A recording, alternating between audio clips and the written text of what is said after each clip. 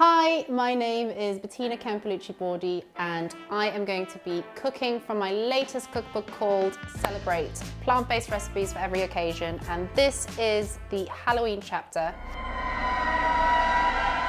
I'm going to be making my lovely pumpkin focaccia. It's brilliantly easy, it looks really impressive, and I can't wait to show you how to make this. So we're going to make the dough. So I'm going to add some dry yeast, some lukewarm water. It should be warm, but not too hot so that you can't put your little finger in. I'm going to add some sugar, a little bit of oil. So basically you want all the sugar, the salt, and the yeast to be completely dissolved. I've got some pumpkin that I've pre-cooked and I've just mashed it up. Slowly but surely add some flour. Dough's going to be quite sticky, just need to give it a good mix. Pretty much like no knead focaccia, and we're going to add lots of really nice goodies on the top to make it super Halloweeny. Right, look at that, that looks good. So this is ready. It's going to rise for the next 3 to 4 hours. You can either put a tea towel like I'm going to do, or you can use a shower cap, or you can leave it in the fridge and leave that overnight and then cook it the next day. Now, while this is rising, we're going to move over and make the pesto drizzle that goes on top. So you can either do rocket or you can add any type of greens. I've got a bit of spinach. The recipe says rocket, but anyhow, you can do it with a bit of basil, rocket, spinach, watercress.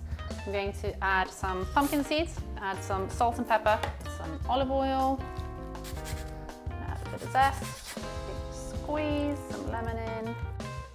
We've just got to blitz this up into a pesto. There we go, lovely drizzle. You can keep this sort of in a glass jar in the fridge as well. Right guys, look at that. The focaccia has risen. So I'm going to add a good amount of olive oil. Look at that, it looks beautiful. Lots of bubbling action. Goes in. Onions on top.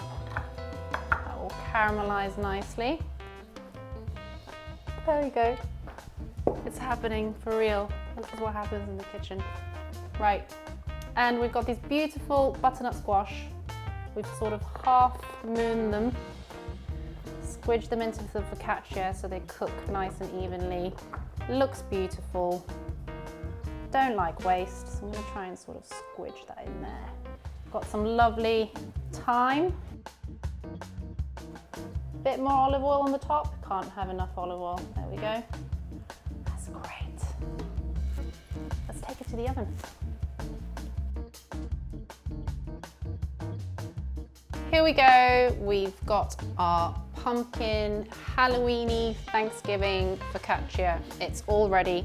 It's slightly charred on the top, but I like it crispy. You can take it out of the oven slightly earlier if you want, but it's looking good. It's crispy on the outside and it'll be soft and chewy on the inside. I've got my pesto here that we made earlier. You can drizzle this on top, or you can have it as a dip, and once you've cut your focaccia up, you can dip it into the pesto. And it's one of those things, you knead it, you put it together, you let it rest, let it rise, stick it in the oven, and it looks great. This is my pumpkin focaccia from my latest book called Celebrate, from the chapter Halloween and Thanksgiving. Thank you so much for joining me, and have a look at more recipes. Go and get the book.